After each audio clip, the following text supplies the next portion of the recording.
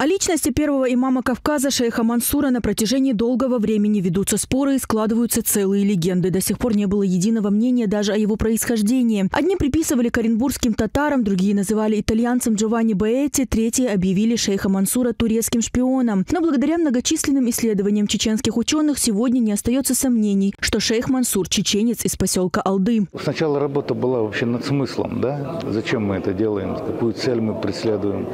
Потому что если нет целеполагания, зачем копаться в архивах, да? Целеполагание было одно. И целеполагание это было сформировано благодаря целому ряду выступлений главы Чеченской Республики Рамзана Ахматовича Кадырова, выступлением его отца, великого Ахмата Хаджи, которые всегда тяготели к справедливости. И великий Ахмат Хаджи, мы очень помним эту ставшую уже сакральную фразу «Дал баутуляль», да восторжествует справедливость. И именно в поисках справедливости, на которую нас ориентировал и Ахмат Хаджи, на которую нас сегодня ориентирует Рамзан Ахматович Кадыров, мы главным целеполаганием сделали поиск истины. Именно утраченной истины, как нам показалось. Вот благодаря этому целеполаганию мы и начали очень объемную, масштабную, комплексную, полидисциплинарную работу над поиском исторической правды. О шейхе Мансуре написано огромное количество книг, как художественных, так и научных, но именно этот сборник проливает свет на эту историческую личность под новым углом. Его авторами стали российский историк Александр Соколов, президент Академии наук Чеченской Республики Джамбулат Умаров и депутат Госдумы Адам Делимханов. Очень рад, что присутствует на сегодняшнем мероприятии. Выход книги – это всегда прекрасное явление. Книга – это артефакт культуры, артефакт науки. Поэтому всегда радостно, когда в нашу культурную научную жизнь появляется новое издание. Кстати, вот как раз это, посвященное шейху Мансуру, я хочу выразить огромнейшую благодарность всем, кому пришла идея этой книги, и Адаму Султановичу, и Джамату Вахидовичу, и Александру Ростиславовичу. Благодарю за великолепное исполнение этой книги и за тот конечный результат. Должен сказать, прежде всего, авторам этой книги, что она выполнена на очень хорошем, высоком уровне. К сожалению, мы с вами сейчас наблюдаем, что уровень академической науки у нас, к сожалению, порой снижается. И очень часто люди думают, что если выпускаем сборник документов, это набрать какие-то документы, сложить их в папочку, передать в издательство, и чтобы это вышло в книжном варианте. Ни предисловия, ни вступления, ни научного аппарата, ни комментариев, ничего не бывает. Здесь будет совершенно другое. Фундированное научное издание с прекрасным вступлением, очень четким, ясным, прекрасным языком написанное, кстати. Очень четкая археографическая подготовка документов для историка, для специалиста. Это очень важно, это очень имеет большое значение. Огромнейший научно-справочный аппарат, который четверть, мне кажется, книги занимает. Это тоже очень важно. Комментарии, пояснения, разъяснения и так далее, который просто помогает мысли. В этом отношении это, мне кажется, первоклассное издание, которое войдет, мне кажется, в топ самых лучших изданий последнего времени у нас в России. Что здесь можно сказать? Вы знаете, уважаемые коллеги, мне представляется очень важным, что, конечно, посвящена шейху Мансуру. Личности, которая столь же выдающаяся, сколь покрыта не была некоторой тайной в истории Кавказа. Я не являюсь специалистом, но я всегда интересовался этой фигурой, читал как будто те статьи, монографии, книги, которые выходили, публикации о шейхе Мансуре. И всегда чувствовал здесь прекрасный историографический обзор, но я сам лично чувствовал какую-то вот недоговоренность всегда о шейхе Мансуре. Как будто бы автор что-то останавливало. Они о чем-то пишут, но какой-то вот есть барьер, который мешает им до конца высказать свою точку зрения. Иногда эти барьеры были мне четко ясны. Это попытка, значит, представить традиционный образ, значит, Кавказа как, значит, разбойничье гнездо, а, значит, Мансура как предводителем одного. Это тут было ясно для меня. Но порой я видел другие, очень глубокие мысли, размышления, но непонятно, что же такое было в этом человеке. Не было четкого понимания, что проповедовал Мансур, какие были у него идеи, что испугало Великую империю, почему империя хотела ликвидировать Мансура и его идеологию. Мне кажется, вот в этой книге, в этих документах, очень четко подобранных, очень четко слаженных, очень выдав определенную композицию, И во вступительном слове, статьях, и в комментариях, мне кажется, вот очень четко, ясно видно теперь вот эта основная черта идеологии шейха Мансура. При написании сборника проведена огромная работа, и речь идет не только о поиске архивных документов, но и их переводе. По словам Александра Соколова, некоторые из них приходилось переводить по 2, а то и 3 раза. Я вот даже принес один документ, ну копию, естественно. Он потрясающий. Это документ, который говорит о том, что ряд людей, из них 2 чеченца, то есть 4 человека, сопровождали его добровольно из Анапы, когда его взяли в плен, до Петербурга. И Екатерина II отпустила их. Хотя они считались, ну, как бы участниками, но никто их не обвинял ни в чем, их отпустили. То есть даже власть была потрясена преданностью тех людей, которые добровольно, еще раз подчеркиваю, через всю Россию приехали в Петербург вместе с шейхом Мансуром. Вот так вкратце можно сказать о сборнике. Нам пришлось работать примерно с 2000 документов, чтобы сделать то, что мы сделали. И, безусловно, это скоропись, я имел в виду, русская, довольно трудно читаемая. Но когда мне прислали первый блок турецких документов на турецкой скорописи...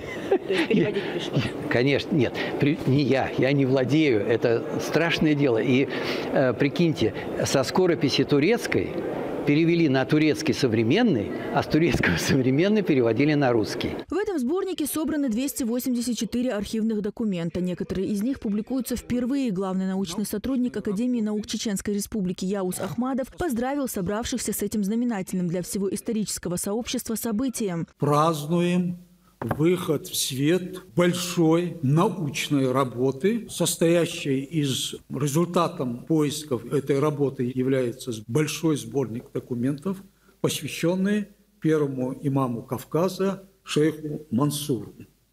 Сборник архивных документов. Это довольно редкое событие в истории, скажем так, нашей чеченской историографии. Выход сборника документов.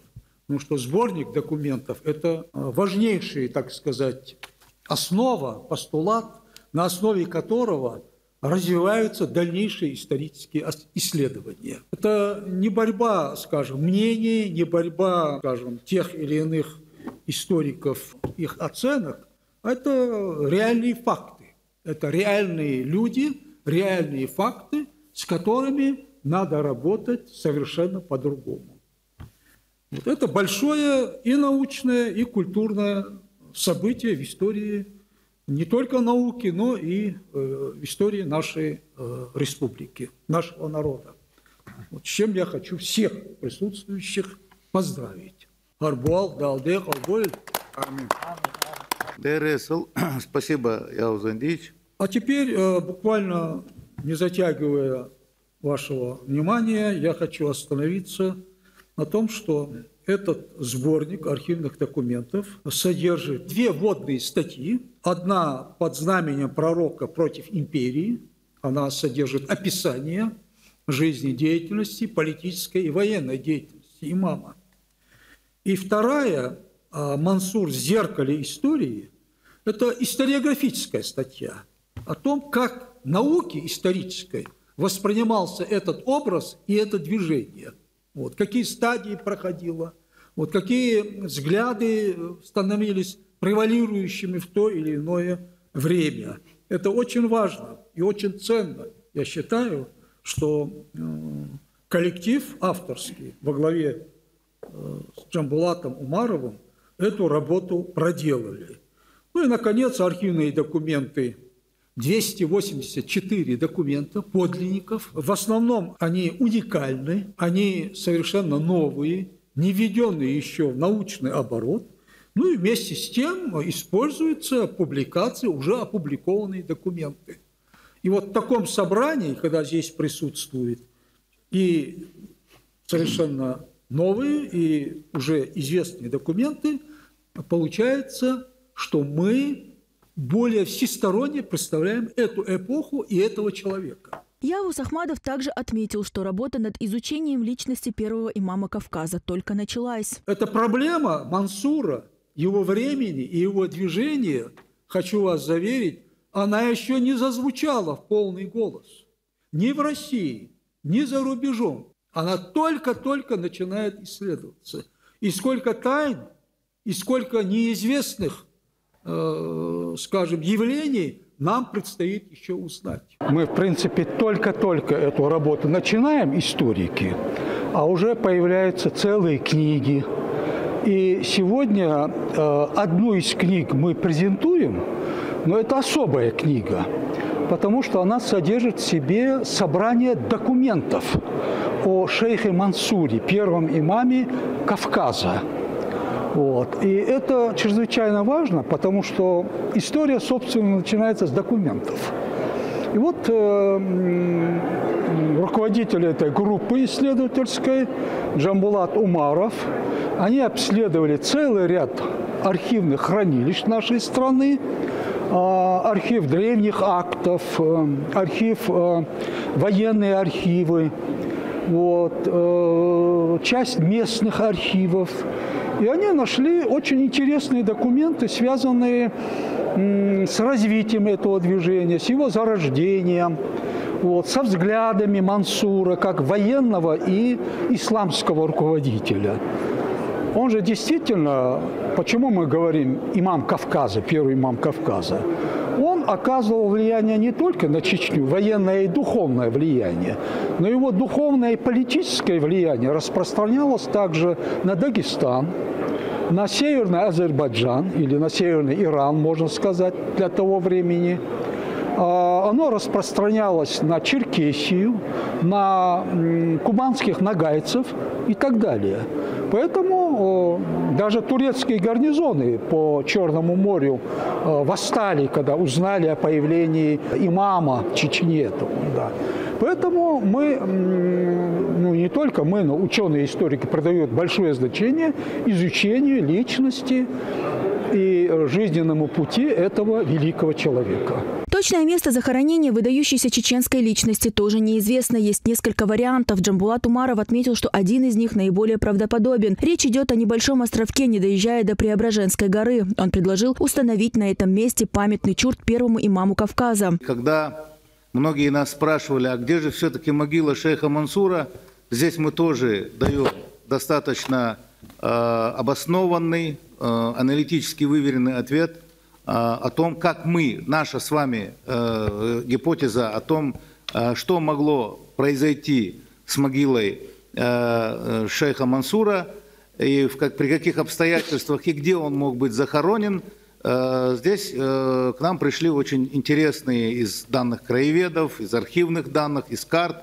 После длительного изучения мы пришли к выводу, что он не мог быть похоронен, например, на той самой Преображенской горе, которая, согласно документам Святейшего Синода, на тот момент была православным кладбищем. И на православном кладбище магометанина похоронить не могли. Это первая история. Вторая история внутри самой Шисербургской крепости, где мы нашли точное место его пребывания и его смерти, могли быть похоронены только такие, скажем, бунтари, там, антицерковные деятели, как Иоанн Шилов, он же, так сказать, был небезызвестный лидер секты скопцов, только такие, как он, могли быть похоронены внутри. То есть внутри его тоже похоронить не могли по определению. И согласно того документа, который мы с вами читаем, где 12 апреля на лодке некий поручик, в своем рапорте он об этом пишет, везет его на место захоронения. Скорее всего, это был небольшой островок, о котором пишут краеведы, о котором пишут ученые, историки. И на карте этот островок, если не ошибаюсь, он был отмечен. Вот. То есть по течению они могли на этой лодке просто-напросто, не доезжая какое-то расстояние до Преображенской горы, похоронить его. А этот остров был подмыт, и есть свидетельство о том, что из-под него просто-напросто вымывались водой, вымывались гробы, вымывались скелеты и так далее, и так далее. Вот. Пока других более или менее сколько-нибудь проливающих свет на место захоронения шейха Мансура версий нет. И если на то будут высочайшие, так сказать, согласования, то мы с Александром Ростиславовичем хотели бы, сейчас об этом объявляем, скажем, предложить сделать там такое, отвести небольшое место, где стоял бы памятный чурт, посвященный великому деятелю чеченской истории, российской истории, шейху Мансуру Ушурме Алдынскому. Джамбулат Умаров отметил, что чеченская наука не принимает попытки конфронтации и не призывает к искажению истории, а скорее наоборот. Собирая такого рода конференции и поднимая острые темы, пытается усилить понимание общероссийской истории. Чеченская историческая наука не предлагает никому и не зовет никого входить в пространство каких-то политических, идеологических конфронтаций, да, каких-то конфликтных ситуаций, в чем нас пытаются обвинить некоторые, к сожалению, в том числе представители научного мира. На самом деле ничего общего с попыткой конфронтации чеченская наука не предпринимает. Чеченская наука, представители которой в основном состоят из потомков тех, кто проливали кровь в различных сражениях, на различных войнах, да, в том числе против Российской империи, мы этого не скрываем и не пытаемся нивелировать исторические факты. Вот. Мы, тем не менее, как в свое время шейх Мансур, отвечая на вопросы дознавателя кавалера Шиловски, отвечая на его вопросы, он, да, говорил, что ничего против русского народа на самом деле он не имеет. Но посмотрите, например, те данные, где он это говорит, вот эти 12 листов, Александр Вячеславович не даст мне соврать, были вырваны из той части, так сказать, допроса, когда он как раз говорил о русском народе. А в других тоже, так сказать, это оригинальные, там есть и копии, там все говорится так, как надо. Эти 12 листов присутствуют, просто кому-то, видимо, очень было нужно вот нас как раз и ввергнуть в пучину этого противостояния и сделать из шейха Мансура некий идеологический жупел, сделать из него такого вечного врага для того, чтобы при, так сказать, необходимости определенной, так сказать, продиктованной политической конъюнктурой мы могли бы поднимать шейха Мансура, например, как символ сепаратизма. И когда нас спрашивают, скажите там, тот же Джамбулат Вахидович, да, почему это в Чечне некоторые объекты называются именами Байсангура Биноевского, шейха Мансура Ушурмы Алдынского и так далее, и так далее, и так далее. На что мы с вами, в основе своей чеченцы и не чеченцы, должны знать и прямо отвечать таким людям на такие провокационные вопросы буквально следующее.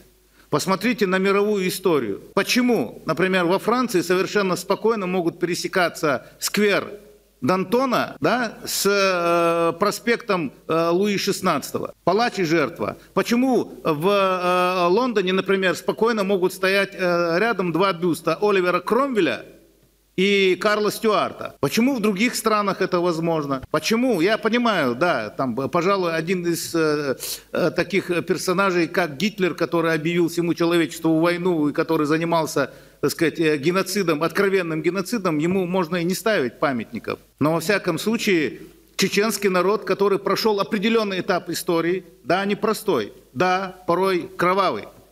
Почему чеченский народ не имеет права на увековечивание своих героев? Имеет полное право. Поэтому, когда не надо ужиматься, надо говорить, что да, действительно это было. Это была определенная эпоха, которая имела свою специфику. Да, действительно, Российская империя, особенно во времена присоединения Крыма, это уже начиная с 1774 года, заключения Куйчук-Канерджийского мира, и вплоть до 1791 года, когда Османская империя окончательно потерпела в этом регионе поражение, эти события были очень тесно связаны с событиями на Кавказе, в том числе движение шейха Мансура. И, естественно, ничего удивительного в том, что шейх Мансур опирался на помощь османского султана. Мы знаем, что Батал-Паша шел ему так сказать, туда, вот, в сторону сегодняшнего Усть-Лабинска, двигался ему навстречу. Этому тоже удивляться не надо, потому что вот некоторые говорят, вот бунт, бунтари восстали. Кто восстал? Восстают рабы на галерах, восстают гладиаторы во главе со Спартаком. В то время чеченцы и зарождающаяся на тот момент чеченская государственность ничего общего с Российской империей не имела. Она оказалась в водовороте пересекающихся постоянно интересов трех империй – персидской, османской и российской. Ни чеченский народ, ни чеченские обычаи ни чеченская религия не виноваты в том, что вокруг были одни захватчики. И что она оказалась именно в точке вот такой очень острой коммуникации. Поэтому мы сегодня, вот собираясь на таких презентациях, показывая и рассказывая историческую правду, наоборот пытаемся упрочить понимание нашей общей российской истории, где история чеченского народа совершенно четко укладывается в трагическую судьбу и непростую судьбу, порой очень драматическую судьбу формирования российской государственности. В ходе презентации Джамбулат Умаров объявил, что Академия наук Чеченской Республики избрала Александра Соколовского почетным академиком. Прежде чем предоставим слово следующему нашему докладчику, выступающему, я хочу выполнить очень почетную, очень такую радостную, я бы сказал, миссию, с вашего позволения.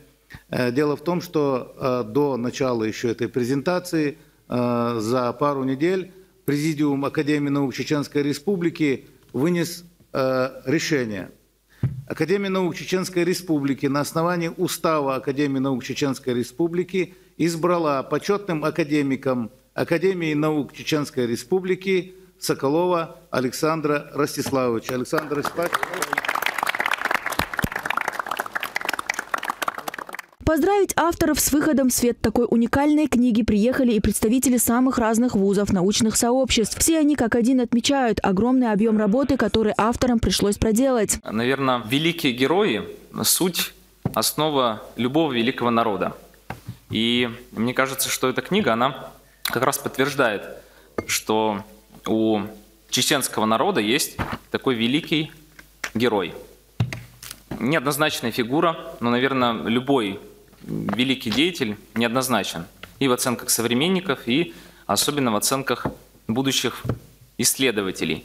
Но, по-моему, авторы, несмотря на большое количество разных противоречивых оценок этого деятеля, смогли очень обоснованно, выверенно подойти к исследованию его жизни, судьбы, деятельности, его вклада в национально-освободительное движение, в создание или даже, может быть, формирование чеченской нации. И, по-моему, это серьезная заслуга, научная заслуга. Я уверен, что эта книга станет очень важной основой для последующих исследований и с точки зрения историографического вклада, и, наверное, в первую очередь источниковедческого. И тот материал огромный, собранный, кропотливо собранный, систематизированный, описанный, который лег в основу этого научного труда, он наверняка украсит любую библиотеку и позволит молодым исследователям, и мы здесь видим среди нас очень много молодых исследователей, прикоснуться к этому деятелю и написать свои замечательные, востребованные научные труды. Еще раз поздравляю, спасибо. На конференции также прозвучало, что шейх Мансур стал легендарной личностью не только для чеченцев, он также сумел объединить и другие народы. И он был национальным героем. Третий период он был борцом с феодализмом, с империализмом и так далее. Но проблема заключается в другом. Мы не можем рассматривать фигуру, строить исторические конструкции, формировать историческую память народа, не учитывая исторические источники, не учитывая исторический контекст. Основываясь на них, мы можем четко и ясно строить науку, строить образование, строить просвещение.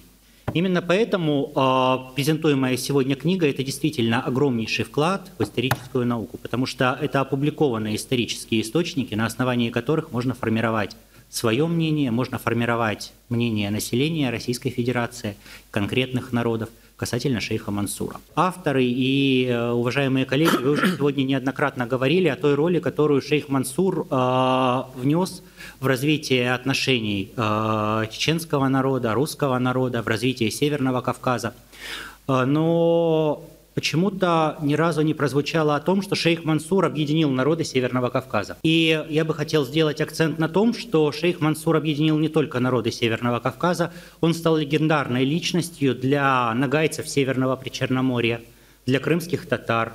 Огромное количество легенд зафиксировано на территории Крыма о том, как шейх Мансур на белом коне переходил Керченский полуостров. Кроме того, он стал легендарной личностью для Оренбурга. Всего 2 документа увидел пока опубликованных по Оренбуржью, но наверняка отобрано еще. К сожалению, Руслан Григорьевич Гакуев, председатель правления Российского исторического общества, сейчас находится в командировке вместе с Алексеем Егоровичем Загребиным, поэтому он тоже не смог присутствовать на презентации. Но когда он сказал, что я пойду вместо него, и что презентуемая книга посвящена именно шейху Мансуру, я начал у себя в откопированных копиях документах отбирать все, что связано с шейхом Мансуром и непосредственно с территорией Северного Причерноморья и Крыма. Поэтому в рабочем порядке обязательно это передам. Возможно, эти документы лягут в продолжение уже вашей работы. Профессор Джамалудин Курумов выразил уверенность, что по этому сборнику в будущем будут писать аналитические исследования и делать выводы на тему личности шейха Мансура. Вот так глубоко, объективно, исторически его жизнь, как здесь было уже сказано многими выступающими, никогда не исследовалась. И данная книга, поскольку она представляет прежде всего исторические документы, на мой взгляд, это самое главное, что нужно было сделать, и это сделано авторским коллективом, за что вам огромнейшее спасибо и низкий поклон, что вы собрали документы. С моей точки зрения, история делится на 2 части. Это самая трудная, самая кропотливая и самая непрестижная работа – это сбор архивных материалов, на основе которых будущие историки будут анализировать и делать свои выводы. Так вот, этот фундамент для того, чтобы будущее поколение, и я надеюсь, что и авторский коллектив продолжит свои научные исследования в этой теме, продолжат, они будут, опираясь на эти документы, писать уже аналитические исследования и делать исторические выводы. Это 2-я часть истории, с моей точки зрения. И вот эта книга, она позволяет к этому приступить. И, наконец, последнее, что я хотел бы сказать, обратить внимание всех присутствующих, в какое удивительное время мы сегодня живем. Потому что наши историки имеют возможность изучать вот эти такие сложные, противоречивые темы, которые многие годы, к сожалению, были под запретом. Вот сидящий напротив меня мой друг Яус Заиндевич Ахмадов прекрасно это знает на примере своей жизни и деятельности как ученого. Сегодня времена очень благоприятные для всех историков, для того, чтобы глубоко изучать и исследовать исторические личности, особенно такую личность, как шейх Мансур. Подытоживая, Джамбулат Умаров отметил, что необходимо продолжать активную работу над изучением истории чеченского народа. В арабских источниках совершенно точно. Я считаю, что и на арабском языке это издание должно выйти, потому что шейх Мансур один из, скажем так, наиболее известных, особенно на Кавказе, деятелей, которые возглавили джихад во имя сохранения религии ислам, во имя сохранения единобожия. И, в принципе, главный враг шейха Мансура был, как уже говорилось не раз, не русский народ на самом деле. И я бы даже сказал, не сколько империя сама по себе, сколько самодержавие, крепостничество, которое было главным укладом жизни тогда Российской империи. И это ломало, это самодержавие, это крепостничество, ломало все тогдашние устои, все представления о картине мира у горцев, с которой горцы, особенно чеченцы, соглашаться не могли и поэтому проливали кровь. Все эти факторы надо обязательно уточнять, усваивать, и об этом нужно постоянно говорить, чтобы в конце концов мы с вами, чеченский народ, который проливал на протяжении сотен лет, так сказать, кровь, и который положил на алтарь собственной истории своих лучших сыновей, чтобы он не остался в тени мировой истории, как народ, который непонятно за что, непонятно для чего, почему и с какими целями вообще воевал, и что он делал. А то воюет чеченский народ, а герои почему-то другие. Поэтому эту несправедливость мы, да, Аллах, значит, преодолеем и наши с вами новые научные работы наконец воссияют истиной. Изучению личности шейха Мансура в Чеченской Республике уделяется огромное внимание. Пишутся книги, научные труды. В честь него называют культурные и религиозные объекты. А в сентябре этого года в Грозном провели масштабную конференцию, которая так и называлась «Шейх Мансур – первый имам Кавказа». Она собрала ученых из разных регионов России и 5 стран мира.